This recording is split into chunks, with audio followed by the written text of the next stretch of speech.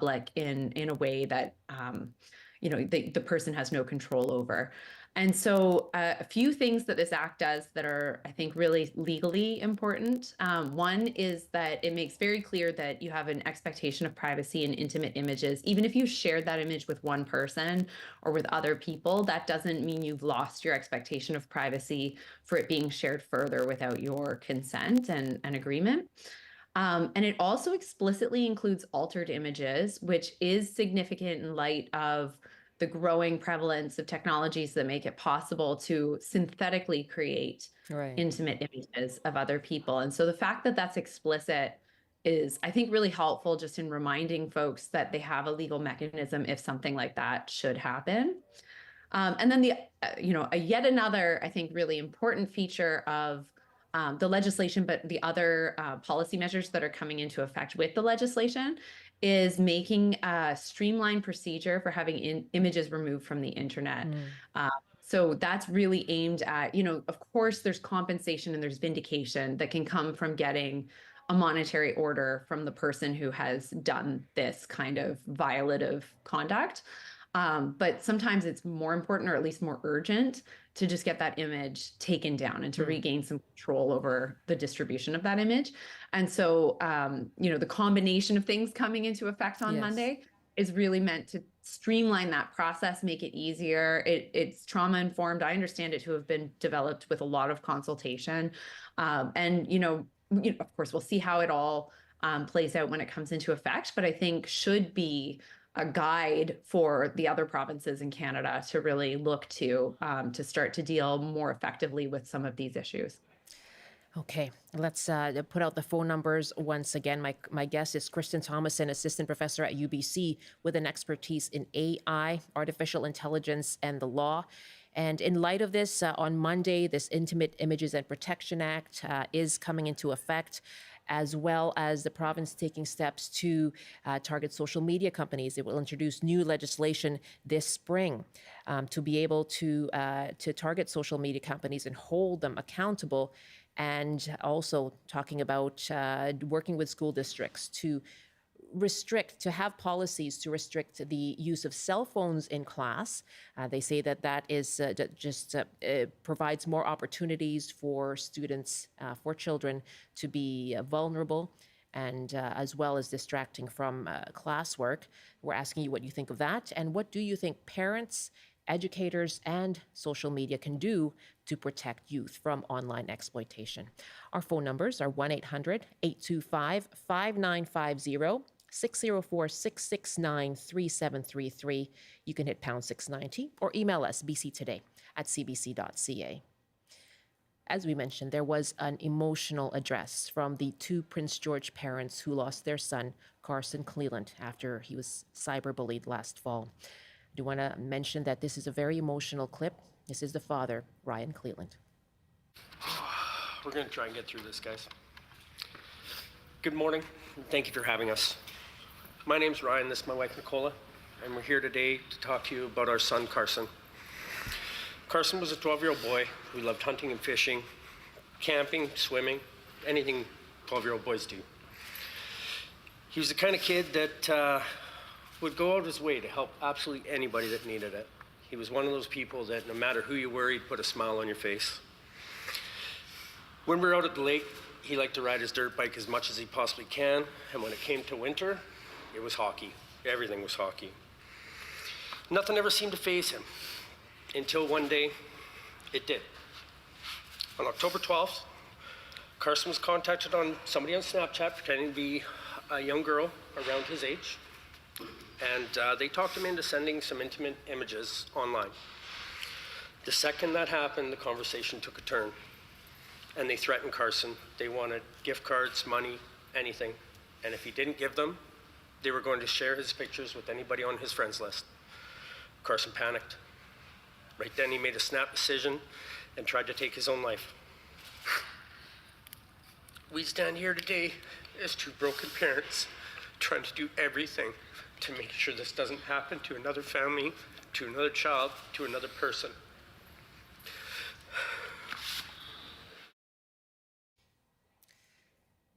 I don't think anyone can hear and watch those two parents and just not feel heartbroken for them.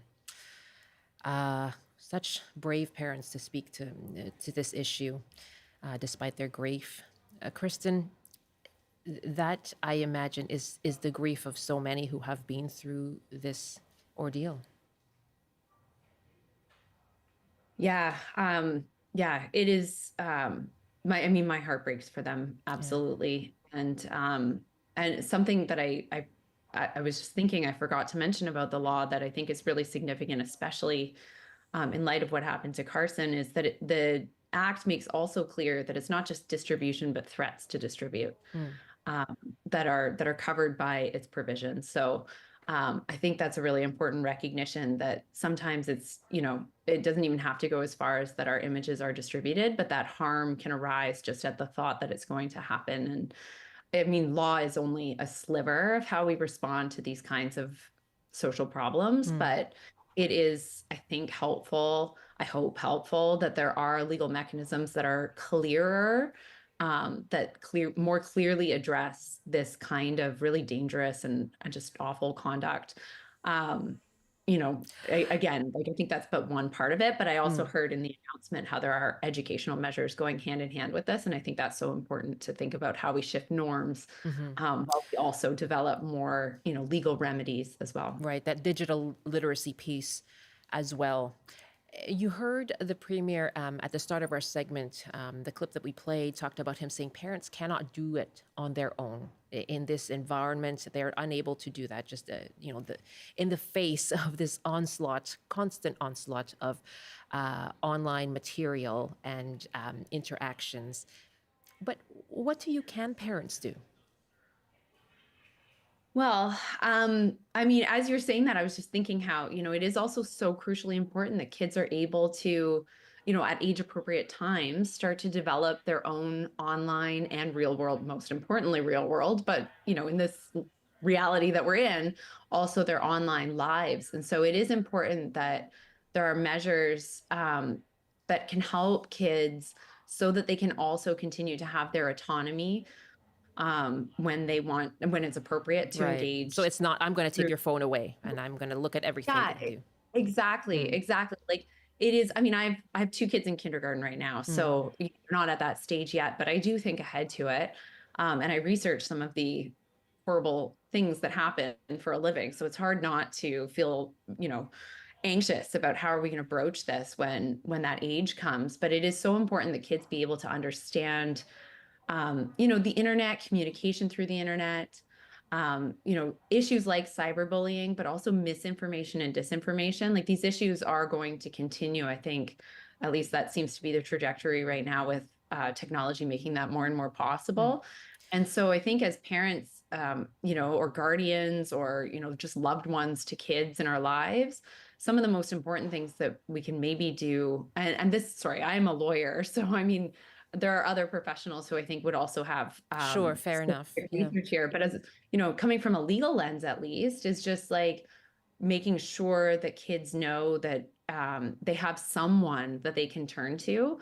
And then I think, again, from the legal lens, like having mechanisms and education about those mechanisms out there, like the Civil Resolution Tribunal method for having images removed is truly designed to be very straightforward. Like there's the option to fill out an online form, and that's going live, I understand, on Monday.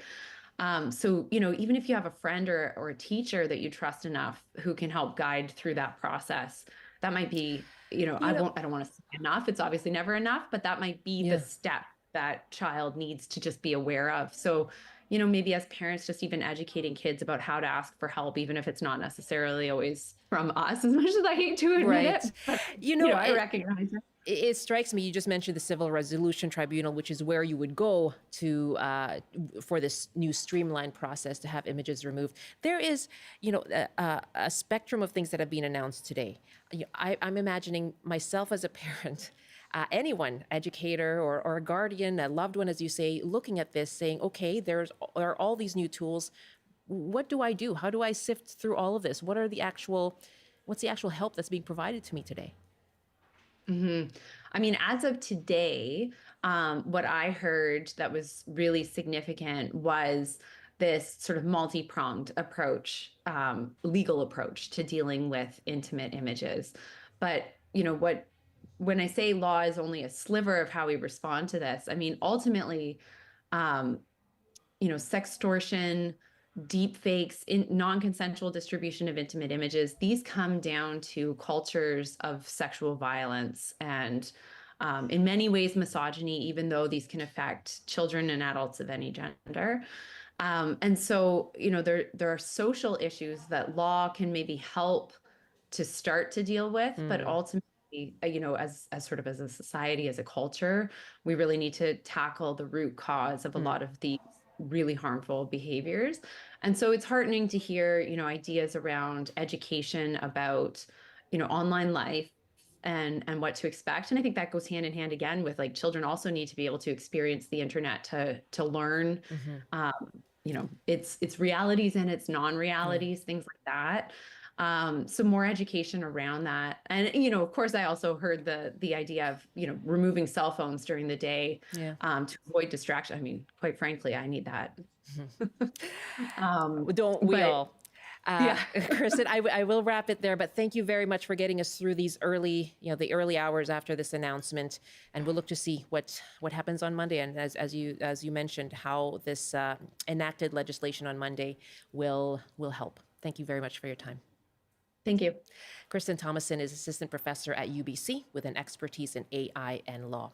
You can go to cybertip.ca for more resources on online sexual exploitation. Cybertip.ca, and Victim Link BC is also another phone number to call. That's 1-800-563-0808.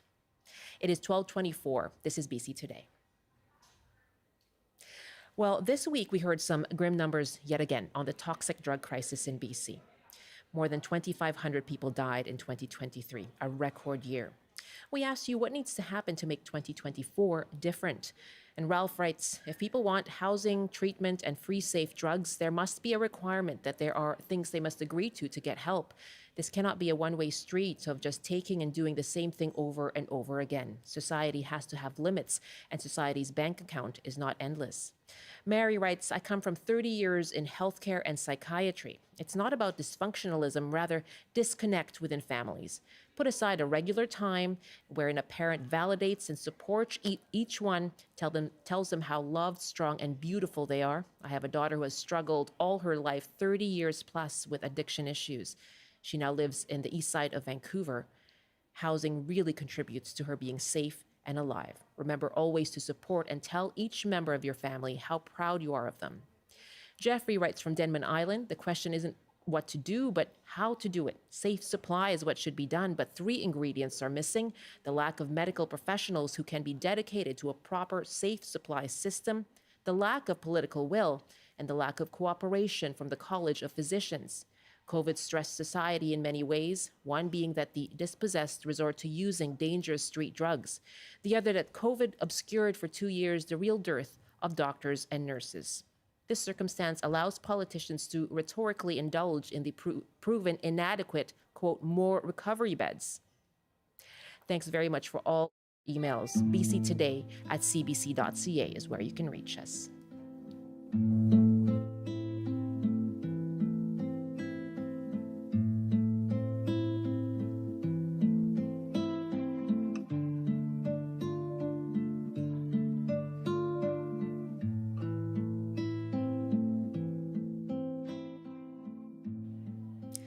$12:26 now. At the International Court of Justice in The Hague, the UN's top court is considering whether Israel is guilty of genocide against Palestinians in Gaza. There was no ruling on that today, but there have been significant rulings on some provisional measures. In nearly unanimous votes, the court ruled Israel must take immediate steps to ease suffering and get humanitarian aid into Gaza. Here's more from the lead judge. By 15 votes to 2, the State of Israel shall, in accordance with its obligations under the Convention on the Prevention and Punishment of the Crime of Genocide in relation to the Palestinians in Gaza, take all measures within its power to prevent the commission of all acts within the scope of Article 2 of the Convention, in particular, A, killing members of the group, B, causing serious bodily or mental harm to members of the group, C, deliberately inflicting on the group conditions of life calculated to bring about its physical destruction in whole or in part, and D, imposing measures intended to prevent births within the group. There was no call for a ceasefire by the International Court of Justice. Some, including the South African delegation that brought the case, believe that's necessary for any of the measures to be effective. Prime Minister Justin Trudeau has said Canada supports the court and is, quote, watching carefully as it deliberates on the allegation. But arriving on Parliament Hill this morning, the Prime Minister was tight-lipped. What will Canada do to abide by the ICJ ruling, Prime Minister? What's your response Good to see you guys. to the ICJ ruling? Is Israel committing genocide? What's Canada's position? Now, reporter Ishan Garg is at the International Court of Justice, and he has more from The Hague on today's closely watched ruling. The International Court of Justice has given out its ruling, essentially asking Israel to ensure that there are no acts of what could be considered as acts of genocidal violence inside the Palestinian territories in Gaza. It has also asked Israel to ensure that any evidence that can be linked to these allegations of genocide, they should be preserved. And it's also asked Israel to present its in the next 30 days, present how it's making sure that it's improving the humanitarian situation in Gaza. Even despite these rulings, the court has said that it's not to be considered that it's found any evidence that genocide is indeed taking place in Gaza, but it has said that Israel must present its findings, must present its how it's mending its ways, what it's doing to improve the situation in Gaza in the next 30 days. South Africa says that it's welcoming the decisions that have been made by the court. The foreign minister of South Africa was outside the International Court of Justice, the Peace Palace, speaking to reporters. And when she was pressed by journalists who were trying to find out if she was disappointed by there was no call for ceasefire, she said it's not a cause for disappointment whatsoever. But the foreign minister has pointed out that the international community needs to step up and do more. This case was very much about international bodies ensuring that they exercise their responsibility to protect us all as global citizens. All member states of the United Nations have attached their signatures to a range of instruments. But when lives are threatened, these instruments are not brought to bear. And South Africa had the view that we could not stand idly by. Now, South Africa has also said in a press statement that it sent a copy of the ruling to the United Nations Security Council, and it has said that the power to veto at the UNSC should not become a tool that can be used to ensure that the ICJ's rulings are not followed through, because legal experts have pointed out that even though ICJ's rulings are legally binding on all signatories, they are not enforceable, and the United Nations Security Council has the power to enforce them. And many political pundits have expected that if Israel does not comply with the ICJ's ruling, the UNSC, United States, particularly at the UNSC, could veto a vote that would ask Israel to comply. So it remains to be seen if Israel is going to go ahead and comply with the rulings of the ICJ. Reporter Ishan Garg at the International Court of Justice. We also heard from South Africa's Minister of International Relations, Naledi Pandor, in that report. Israel is reacting to today's ruling. Prime Minister Benjamin Netanyahu says Israel will continue to defend itself. Israel's commitment to international law is unwavering. Equally unwavering is our sacred commitment to continue to defend our country and defend our people. Like every country, Israel has an inherent right to defend itself. The vile attempt to deny Israel this fundamental right is blatant discrimination against the Jewish state, and it was justly rejected. The charge of genocide leveled against Israel is not only false, it's outrageous, and decent people everywhere should reject it. On the eve of the International Holocaust Remembrance Day, I again pledge as Israel's Prime Minister, never again. Israel's government says an estimated 1,200 people were killed during the Hamas-led attack on October 7th. A further 250 were taken hostage. Attacks by Israel have killed more than 25,000 people in Gaza, and only limited humanitarian aid has been allowed in. Israel must report to the International Court of Justice within a month on what it's doing to uphold today's order. CBC News is continuing to cover the story. You'll find more coverage on today's edition of The Current with Matt Galloway. That's available on CBC Listen. And ongoing updates can be found on the CBC News app.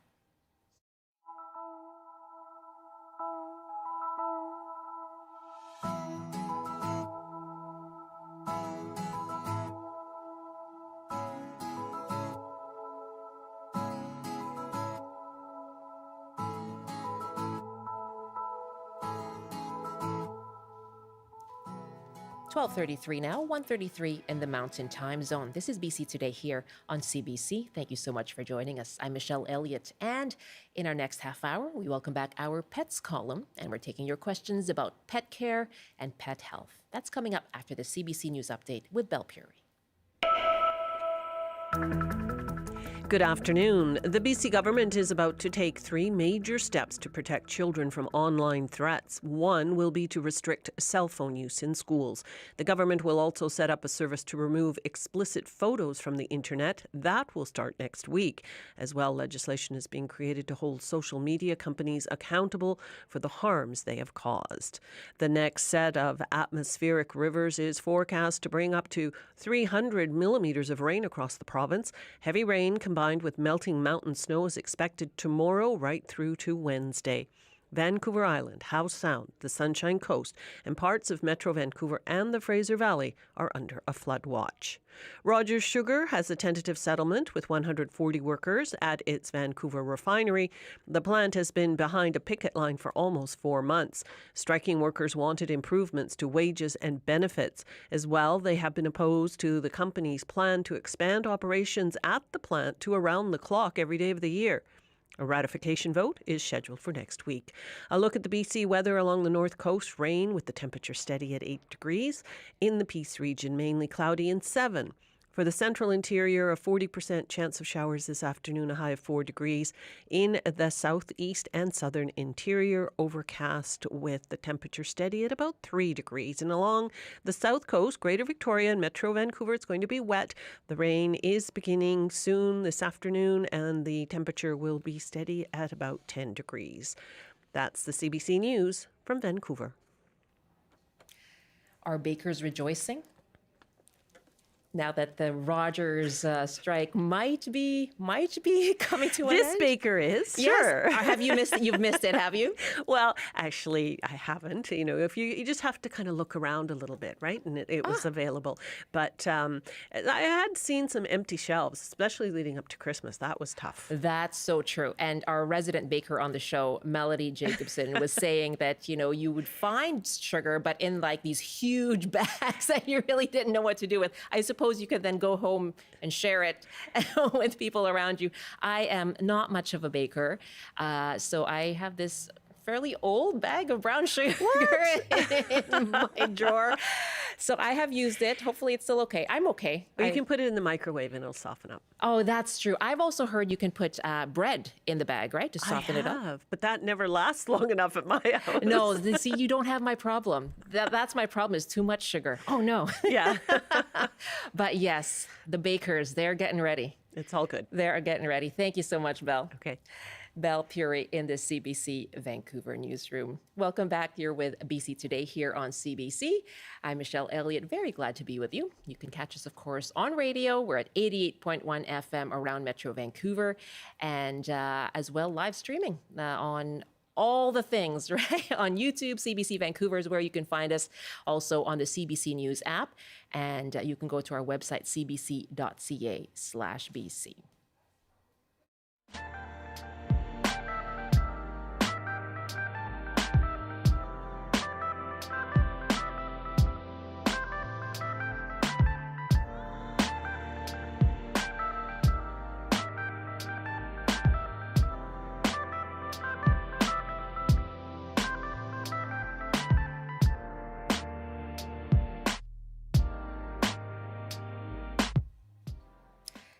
It's 2024, and we are welcoming back our pet column for this new year.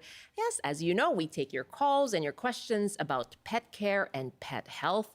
So give us a call, 1-800-825-5950, 604-669-3733. You can also hit pound 690 on your cell phone. By email, you can send your questions in to bctoday@cbc.ca. Dr. Lauren Adelman is a veterinarian and internal medicine specialist with Senior Dog Vets, and she's back in our studio. Hello, welcome back. Great to be back. And Happy New Year to you. Happy New Year. Is it still okay to say that? Yeah. Okay, I know there's a cutoff. I may just It's January. Yeah, exactly. I may be on the edge. This weekend is the cutoff. I think so. I swear. How busy is your office right now? Well, we are really busy. I Yeah. think every veterinarian in the province is super busy. We have been for a few years now, but yeah, particularly after the holiday season, it tends to be a busy time. People kind of put things off, and then you see everyone's coming in for an emergency that might have been going on for a few weeks or months already. Oh no, what kinds of issues do people come up with? I mean, it tends to be everything, really. Nothing in particular. Our hospital right now, I think everywhere around the province, if you have an emergency, the wait times are long. Whether it's post-holiday or not, wait times are an issue. Veterinary shortage is an issue right now. That's just it. We've been hearing about this for a long time. Has anything been done to try and address that shortage?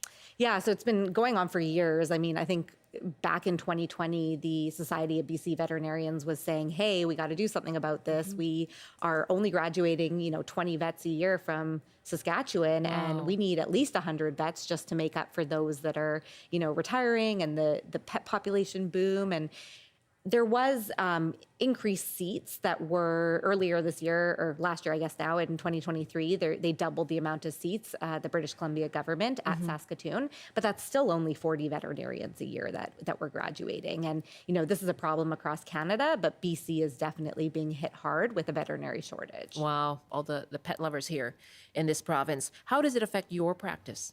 I think it affects my practice like it affects, many others. I work at a specialty practice, Canada West Vet Specialists, and our emergency is, it's booming. We're currently in the middle of a renovation and expansion because for the last year, we literally had to close our ER because there was so many, we didn't have enough cages or runs for the pets coming in. Oh, wow. And other practices, the family practices, they're just so busy. And because of the shortage, there are some places in British Columbia, like northern BC, that don't even have veterinary care, don't have, emergency care for pets. So veterinarians are working really long hours, and veterinary technicians as well. The shortage applies to our veterinary nurses the same way. What advice would you have then for someone who's dealing with that, who has to face that? Well, I think that for veterinarians, and veterinary technicians, it's a challenge. There's huge rates of burnout. I mean, it's a sad topic, but suicide is also very high in the veterinary profession because of that. I would say to pet owners, be patient. We are doing our best. Most of the veterinarians and vet techs you see probably have skipped their lunch and haven't gone pee in a little while because, we're all running on fumes. And I think if you are a pet owner and you are, sick of those wait times and the access to vet care, contact your government and ask, maybe there are thoughts of having a school built in British Columbia as well so that we can graduate our own veterinarians. Oh, is that hopefully. right? Yeah. When might that happen? Well, it's just, people have been kind of asking for it. I don't think there's any concrete plans, but I think if the pet parent population asks for that, they pull more weight for sure. There you go. They're pulling weight on our open line too right now. We are taking your calls about pet care and pet health to Dr. Lauren Adelman. And you can give us a call, 1-800-825-5950, 604-669-3733. You can hit pound 690 as well on your cell phone. And Bet is first up at Denman Island. Hi there, Bet. Hello. Welcome. What's your question for My Dr. question Adelman? is, we've got two wonderful female cats that won't get along. They share a property. They don't share a house. We're about 200 yards from one another. One of them is my daughter's cat, and one of them is ours. And they've both been spayed, and we've been using pheromones, the friendly pheromones in both houses, the distiller with that hormone in it, and they still aren't getting along. the big one wants to take down the little one, and she has a couple of times when she's had contact, she's torn her ear. And so we're trying to do this incredible juggling act of keeping them separate, and it feels kind of crazy making. Oh, dear. Yeah, you want to see your daughter. Pardon? Yes, both of us. We're using like light signals between the house. So we're very tired of it. So you've tried pheromones. Yeah, so I think you're probably referring to Feel Away, which is definitely exactly what I'm referring to. Exactly. They make, diffusers, they make collars. I spray it on me before I walk into an angry cat appointment. Well, we've had one at each house going for more than 2 months. This is the second refill, and it still isn't getting them to be friendly. And have you tried to, take, clothing items or beds from one house to the other to also allow them to get used to each other's smell? Yes, we have. I mean, what we've done is we've allowed the bigger cat into the house with a bedroom door that's barred, but a little bit of opening, and then the other cat sleeps on the couch the way she used to before the kitten showed up. So she does make herself at home here. It's very tricky. I empathize with you. That is very difficult. I mean, slow and steady tends to win the race. Lots of positive associations. This is going on for like 6 months. Right? Yeah, that is a long time. I mean, I don't want to be the bearer of bad news, but sometimes, there are cases where they just are not going to get along, and you just have to make lifestyle changes to make sure that each of them enjoys, their time, but that they have their separate spaces. But lots of positive associations. So making sure both cats are getting a lot of treats, a lot of attention, so that hopefully they replace that negative association of that other cat being there with something positive. But I wish I could tell you there was an easy fix, but there may not be. No. And perhaps, you said it's slow and steady. 6 months is a long time. How much more time could you give it just to keep trying at this, and then before she puts her hands up? Yeah, I think that limit is different for everyone. Yeah. 6 months to me would have probably been, a limit. Sounds like it is for her as well. Yeah, it's difficult, but it's kind of, you have to decide: am I going to make am I okay with this lifestyle change and trying to keep them separate, or do we need to consider maybe rehoming one of the cats, as hard as that might be? Oh yes, and imagine it's on a property; it's not even the same house, so the kind of space that you need. But sorry to say that all your efforts seem to have been the right ones, but well, we'll still keep on trying. There you go. We're determined here on Denman Island. I have heard that. Absolutely. Good luck to you. Thank you. All the best. That's Bet at Denman Island. And if you have a question yourself about pets who are not getting along and how to tackle that, or if it's about pet health, and Dr. Adelman specializes in internal medicine and as well as senior dogs as well. If you have an older pet that you're concerned about, give us a call, 1-800-825-5950, 604-669-3733, and pound 690 on your cell phone. You can email us to bctoday@cbc.ca. Andrea sent us an email. What is your current philosophy on spaying and neutering? I've had 2 medium-large female dogs who had early spays and both had trouble canine cruciate ligament ruptures.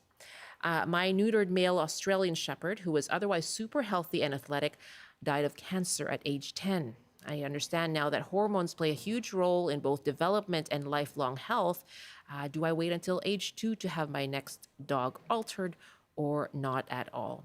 A lot of questions there. So that's quite a few questions in one. But spaying and neutering is a big topic. I think the general consensus, at least in North America and Europe as well, is that there are the benefits of spaying and neutering outweigh the potential downsides. Mm-hmm. She does mention some downsides, which are, the hormones are involved in musculoskeletal health. And so, yes, building proper bones, joints, ligaments, exposure to those hormones is important. And so definitely for certain breeds of dogs or for larger dogs, there are veterinarians that are advocating a slightly later spay or neuter. So maybe not waiting, not doing it right at the 6-month mark that we've traditionally recommended, maybe waiting till a year. But you also have to consider the individual dog in that scenario. If you have a dog who is marking on everything, right, or if you have a dog that maybe is aggressive with other dogs, that earlier neuter may be important for that parent or that dog itself. Sure. So each each animal, I would say, should be taken individually, and you should have that conversation with your veterinarian, the pros and cons of when to spay or neuter. Some patients that I see that have urinary problems, I recommend waiting till they've gone through one heat cycle to have them spayed. But there is a slightly increased chance of mammary cancer in those pets later on. And so it's all about weighing pros and negatives. It really is. It sounds like so. You've had issues with 2 previous dogs, but it sounds like you have to look at this next one as an individual and think of it that way. Really good ideas, and you really clearly put forward the factors that people should weigh. Thanks so much for the email as well, Andrea. bctoday@cbc.ca is our email address. And our next caller now is Kaz at Port Clements. Hello, Kaz. I like your question. I see a note about your question, and I love it.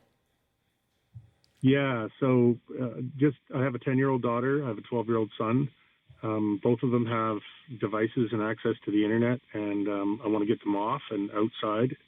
And they both grew up with chickens and ducks and rabbits and dogs and cats and watched the babies be born all the way. And we're closely involved in that. But now we've kind of closed the farm down. We just have the cats, a couple cats and a couple dogs.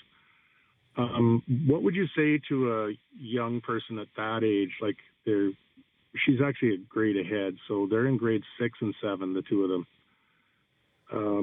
What would you say to them to encourage them to pursue veterinarian as a career path? And I can see how you have veterinarian, technician, nurses, probably an office person, just like in all the other professions. And what would you say to encourage them to pursue that path for the animals? Thanks.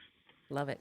Yeah, it's a great question. I think that, like you said, there are so many different opportunities to be in the veterinary industry. And the one piece of advice I always tell, younger individuals is you have to love animals, but you also have to love the medicine. So one thing I would make sure, is that when they're going through, high school and these topics, do they like the biology? Do they like the science? Because there's a lot of ways to be involved with animals that doesn't involve medicine. A lot of people who work in rescues, a lot of people who work, in various capacities.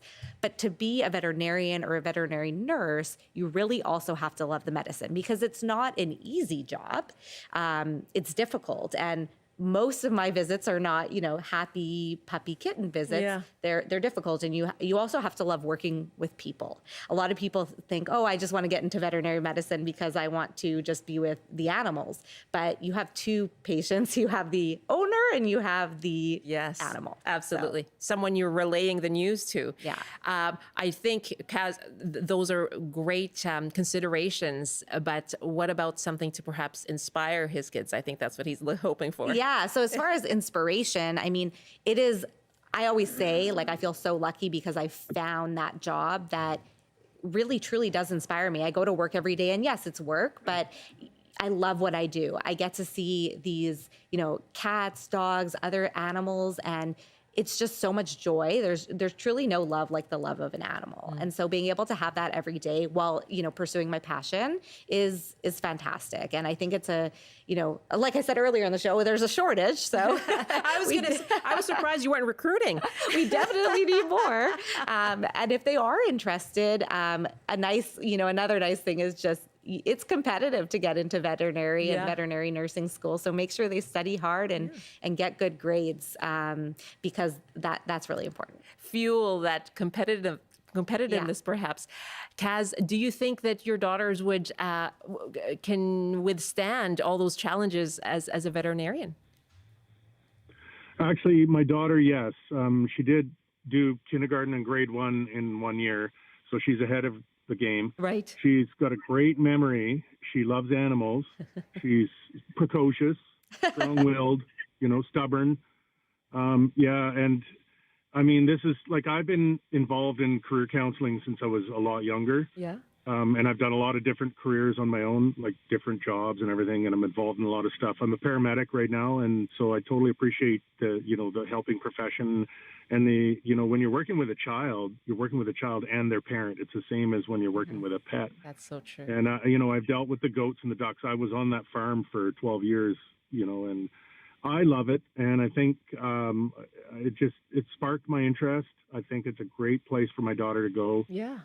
There's people on island that need a veterinarian, and we've had challenge with that. That's Absolutely. on island, meaning Haida Gwaii. Yeah. And given that you're a paramedic as well, she's around kind of the medical community, right? So it sounds like Yes. that's something that she wouldn't feel daunted by. It sounds like you have a fascinating background, Kaz. I like wanting to know about your backstory. Yeah, I got lots more, but that was a great answer. Thank you so much. That'll help inspire my daughter. And yeah, I'm also a Canadian Ranger and a firefighter and a municipal councillor. Wow. So, yeah, if that's what it's like in a small town. Eh? That's right. Good That's luck. so true. Kaz, thanks. Great to speak with you. All right, thank you so much. Take care. Wow, what a call. Yeah. Cool. I felt like I got to know someone there. And yes, great answer as well, because it's true. You may, it's the same for any profession. You kind of might go into it or have that ambition based on a romantic sentiment, but not understand the kind of the nuts and bolts of doing the work. Our numbers again, if you have any question for Dr. Lauren Adelman, it's 1-800-825-5950, 604-669-3733, pound 690 on your cell phone. Perhaps you've been dealing with that shortage of veterinarians and you're wondering what you can do to help your pet. Love to hear from you. Carol emailed us, my 12-year-old Wheaton Terrier's back legs seem to be losing their grip going downstairs. Apart from applying some rubber pads on the stairs, would you have any suggestions on how to actually strengthen her back legs? So I think that depends on the cause. So the first thing is, why is she weak? root? Is it just age and osteoarthritis? Is it maybe actually like a neurologic condition? Is there loss of feeling or the ability to know where her legs are in space? So that's the first step. Maybe go to your vet, make sure there's not a medical cause. As far as actually supporting pets that have weak hind ends, definitely stair treads, carpets throughout the house. That's super important.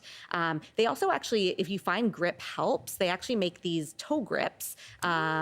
Dr. Busby's toe grips, actually, and they go around each nail, and they kind of allow the pet to have that grip as they're moving around the stairs and moving around the house. So those can be really helpful if you find grip helps. And for dogs that have more serious hind end weakness, there's actually something called a help me up harness, and it's actually a harness that you can actually kind of carry them in a way that's not going to put pressure on sensitive places. Right, yeah. And that can be helpful even when going for walks and things like that. A lot of dogs who've had back injuries and orthopedic injuries, we use them on.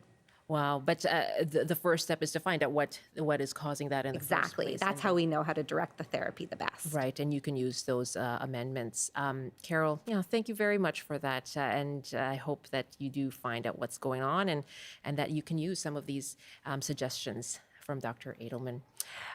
What are you, in terms of looking forward with pets? I guess we are, facing rainy weather right now. Any tips for just keeping them safe and healthy?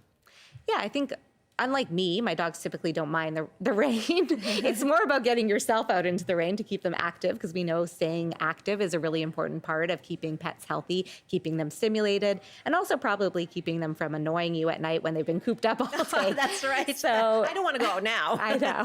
So make sure that, you're getting them out, getting them active, even when it is rainy. If it's cold outside, make sure to keep them, in a jacket, bundled up, maybe booties, depending on, the breed. A Chihuahua is obviously going to be treated differently than an Alaskan Malamute. Yes. But this time of year, that the seasons can change quickly, as we've seen over the last, several weeks, and especially during the ice and colds, it's really important to protect, our pets, specifically those that may be more susceptible to cold weather, like older pets or those with medical conditions. And if anybody has on their New Year's resolution list, get a pet for the family, what's your advice?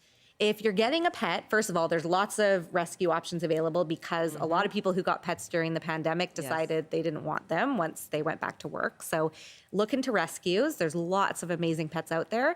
And my final plug will be for pet insurance. So get pet insurance. It will definitely make, hard decisions easier on days where you may have an unexpected emergency visit. Yeah.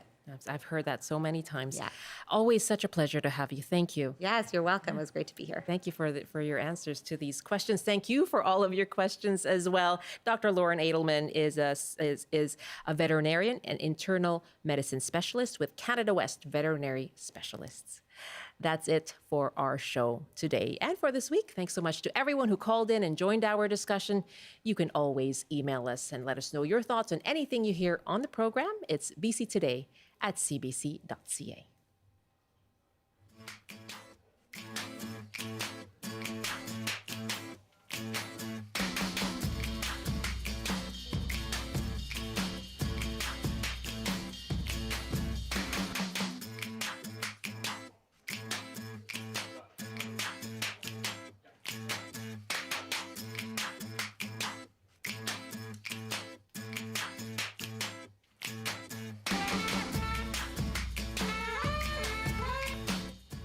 My thanks to our team this week: Amber Parmar, Jill Constantine, Megan Zwick, David Jones, George Baker, Jay Costello, Melody Jacobson, Alan Regan, Greg Kisser, Mel Carter, and Mark Fairfield.